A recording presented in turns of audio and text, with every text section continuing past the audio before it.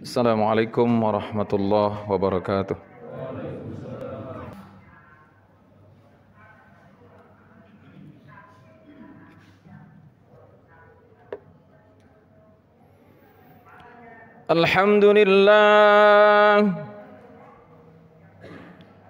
Alhamdulillahilladzi khalaqa Adama min tin وجعل نسله من سلالة من ماء مهين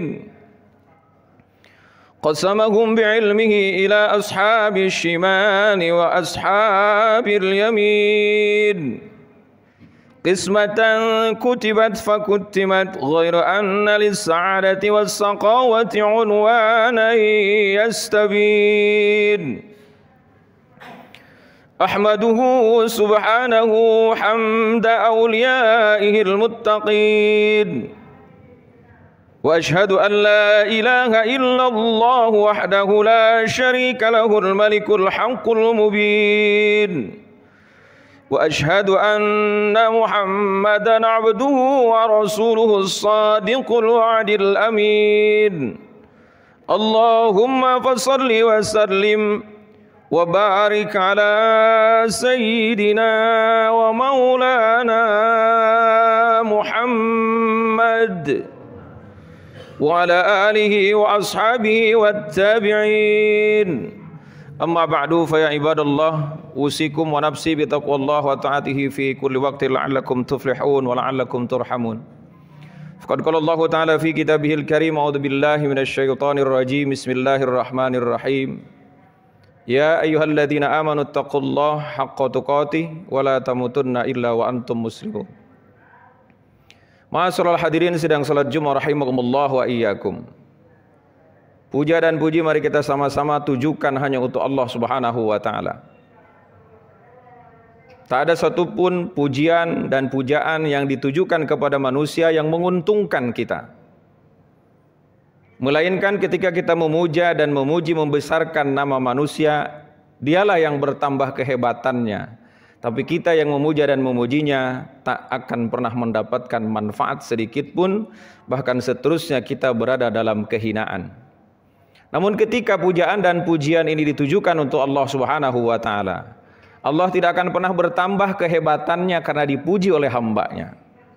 Melainkan manusia yang memuji Allah lah akan ditempatkan di tempat yang mulia dan diangkat derajatnya oleh Allah Subhanahu wa taala, karena setiap manusia yang merendah di hadapan Allah, Allah angkat derajatnya setinggi-tingginya. Oleh karenanya mari kita sama-sama puja dan puji Allah saja. Pujaan dan pujian tidak ditujukan kepada manusia manapun di posisi manapun, karena sesungguhnya pujaan dan pujian seluruhnya hanya milik Allah Subhanahu wa taala. Salawat ma'asalami semoga selalu tercurah ke hadirat Nabi besar Muhammad sallallahu alaihi wasallam. Lewat mimbar yang mulia ini Al-Hakir Al-Fakir ila rahmati rabbih berwasiat khusus untuk dirinya dan umum ma'asyiral hadirin, mari kita bersama-sama selalu meningkatkan kadar keimanan dan ketakwaan kita kepada Allah. Karena siapapun kita, dari mana asal kita, sebanyak berapapun harta yang kita miliki, setinggi apapun derajat, kedudukan, titel, jabatan yang kita punya dalam kehidupan, tanpa keimanan dan ketakwaan kepada Allah, satupun tak ada yang bermanfaat kelak di hadapan Allah Subhanahu wa taala. Ma'asyiral hadirin sidang salat Jumat rahimakumullah wa iyyakum. Pada kesempatan siang hari ini, Jumat kali ini adalah Jumat terakhir di bulan Zulhijjah. Saya ingin sampaikan kepada kita bahwa sesungguhnya manusia di posisi manapun sama saja di hadapan Allah. Karena kita hanya berbeda di hadapan Allah karena keimanan dan ketakwaan. Maka tema kali ini adalah kehebatan iman. Kita ini hebat karena iman pada Allah Subhanahu wa taala. Di dalam Al-Qur'an surah 66 ayat ke-10, 11, 12. Allah Subhanahu wa taala membuat proyeksi, membuat percontohan bahwa manusia itu hebatnya karena keimanan. Di ayat ke-10 surah 66 Allah katakan, "Daraballahu masalan lil ladzina kafaru imra'ata Nuh wa imra'ata Lut. Kana tahta 'abdaini min ibadina shalihain, fa khanatahuma falam yughni 'anhuma min Allahi syai'a wa qila dukhulan nara ma'ad dakhilin. Wa daraballahu masalan lil ladzina amanu imra'ata Fir'aun idh qalat rabbi ibni li 'indaka baitan fil jannah wa najjini min fir'auna wa 'amalihi wa najjini minal qaumiz zalimin. Wa Maryam ibnata Imran allati ahsanat farjaha fanafakhna fihi min ruhina wa saddaqat bi kalimati rabbiha wa kutubihi wa kanat minal qanitin. 3 ayat ini menggambarkan kepada kita, tak ada satupun manusia yang dijamin oleh Allah karena keluarganya orang beriman, lalu anak keturunannya juga selamat. Tak ada satupun ayat yang menjamin bahwa sesungguhnya ketika suaminya soleh, istrinya akan masuk surga. Atau orang tuanya soleh, anaknya masuk surga. Kita hidup ini tidak pernah dijamin oleh keturunan. Dan bahkan kita tidak bisa dijamin seseorang yang mempunyai keturunan darah biru sekalipun. Maka yang menentukan kita mulia di hadapan Allah adalah keimanan dan ketakwaan kita kepada Allah. Surah 103. Kita semua sudah hafal surah tersebut. Wal 'asr innal insana lafi khusr illal ladzina amanu wa 'amilus shalihat wa tawassaw bil haqq wa tawassaw bis sabr. Kita semua ini sama di hadapan Allah. Tak ada satupun perbedaan kita dengan yang lain kecuali dengan beriman kepada Allah. Surah 66 ayat ke-10 sedang menggambarkan bahwa istrinya Nabi Lut, dalam tafsir Imam Nawawi, istrinya Nabi Lut itu bernama Wali'ah dan istrinya Nabi Nuh bernama Walihah. Bahwa 2 perempuan ini dua-duanya suaminya Nabi. Tapi di akhir ayat 10, waqila dukhulan nar ma'ad dakhilin. Istri Nabi Nuh dan istrinya Nabi Lut masuk dalam neraka karena tidak ada keimanan terhadap Nabi dan tidak ada keimanan terhadap Allah. Na'udzubillah summa na'udzubillah min dzalik. Siapapun orang tua kita, dan hari ini banyak orang yang berpendapat ketika melihat anak-anaknya, biarkan sajalah anak-anak main dengan sepuasnya karena nanti pun mereka akan paham dengan kehidupan seterusnya. Ini bahasa tidak baik. Bahkan hari ini banyak orang yang membiarkan orang tuanya, anaknya masuk ke masjid, tapi orang tuanya tak mau masuk masjid. Bagaimana mungkin anak ini menjadi anak yang soleh sementara orang tuanya tidak pernah mencontohkan? Sekalipun orang tuanya soleh, tapi kalau anaknya tak pernah dididiknya, tak ada satu jaminan yang bisa memasukkan anak tersebut menjadi anak-anak yang soleh. Kita lihat beberapa kasus dalam kehidupan para orang-orang terdahulu. Salah satunya adalah istrinya Nabi Nuh. Pada saat Nabi Nuh diperintahkan oleh Allah Subhanahu wa taala dalam surah Hud ayat ke-37, bahwa sesungguhnya Allah Subhanahu wa taala memerintahkan kepada Nabi Nuh, wasna'il fulka bi'ayunina wa wahyina. Kata Allah Subhanahu wa taala, wahai Nuh, buatlah kapal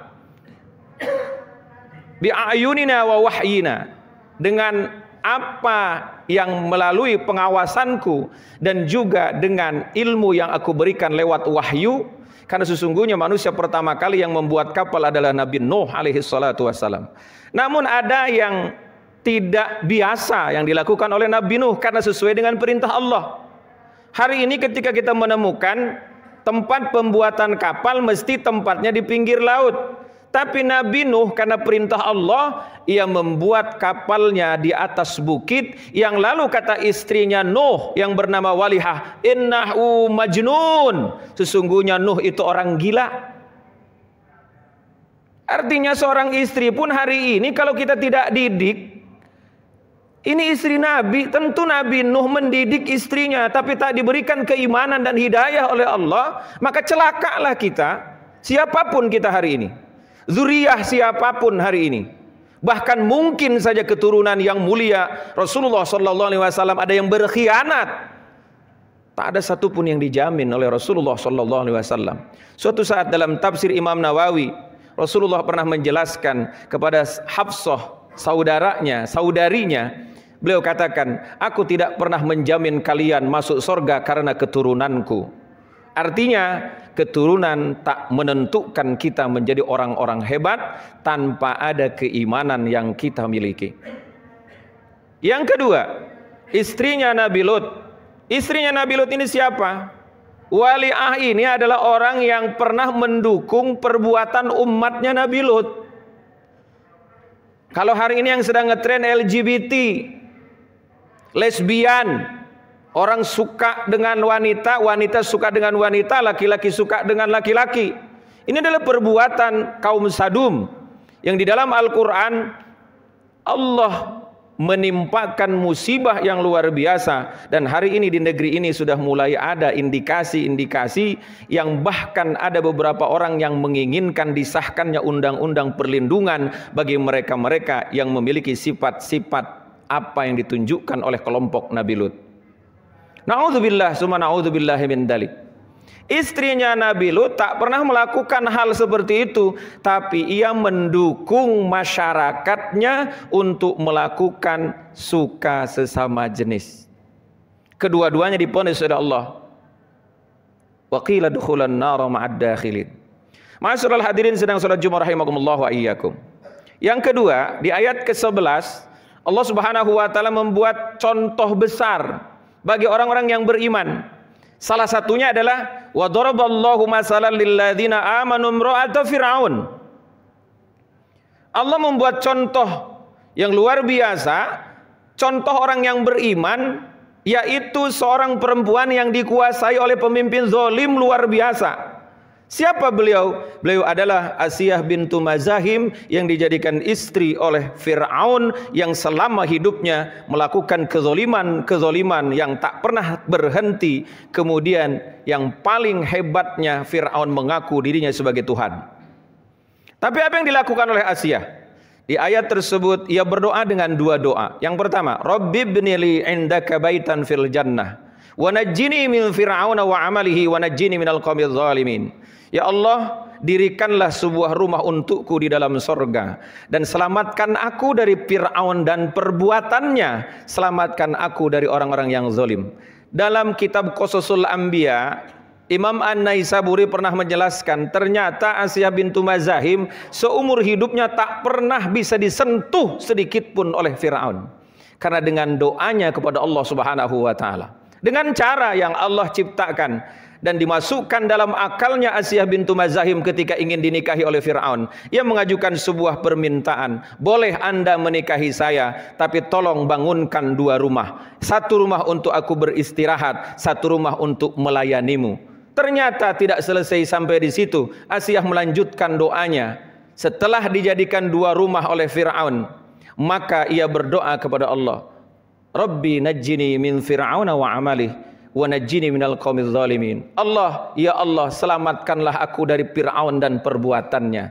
Maka dia pun berdoa kepada Allah, ya Allah, aku tidak sudi disentuh tubuhku oleh manusia durjana yang mengaku dirinya sebagai Tuhan, maka jadikanlah hawa nafsu yang berbentuk tubuh dan rupaku setiap kali Fir'aun menginginkan tubuhku. Selama hidupnya Asiyah bintu Mazahim tak pernah disentuh oleh Fir'aun. Inilah kehebatan orang-orang yang beriman. Maka kita beriman percaya kepada Allah lah yang akan menjaga kita kehidupan dunia, terlebih-lebih dalam kehidupan di akhirat. Satu lagi yang terakhir, ayat ke-12. Allah membuat percontohan wanita solehah, yaitu Maryam ibnatu Imran. Wanita inilah yang menjaga kehormatannya seumur hidupnya, lalu dianugerahkan oleh Allah Subhanahu wa taala seorang putra yang bernama Isa Ruhul Kudus, Isa ibnu Maryam. Ma'asyiral hadirin sedang salat Jumat rahimakumullah wa iyyakum. Saya tidak ingin membeda-bedakan siapapun kita, tapi saya ingin menyampaikan kepada kita dan saya ingin mengingatkan kepada kita semua. Kita mulia, kita hebat itu karena iman kepada Allah. Di posisi manapun, di pemerintahan manapun, di kondisi apapun, kita akan tetap menjadi orang hebat ketika kita mempertahankan keimanan kepada Allah Subhanahu wa taala. Karena siapapun manusia yang beriman kepada Allah, maka dia akan diselamatkan oleh Allah Subhanahu wa taala. Wa najjaynal ladzina amanu wa kanu yattaqun. Dan aku akan menyelamatkan mereka-mereka yang beriman dan mereka-mereka tergolong terkategori orang-orang yang takut kepada Allah Subhanahu wa taala. Kita tak boleh takut dengan manusia manapun, di posisi manapun. Jika itu benar, jika itu hak, maka sampaikan. Jika itu batil, maka sampaikan agar mereka tidak melakukannya. Kita tidak boleh berdiam diri melihat kemungkaran. Melakukan amar ma'ruf lebih mudah dibandingkan dengan nahi mungkar. Barakallahu li wa lakum fil Qur'anil Karim wa nafa'ani wa iyyakum bima fihi minal ayati wa dzikril hakim. Wa taqabbala minni wa minkum tilawatahu innahu huwas samiul alim. Aqulu qawli hadza astaghfirullahal azim li wa lakum wa lisairil muslimina wal muslimat wal mu'minina wal mu'minat fastaghfiruh innahu huwal ghafurur rahim.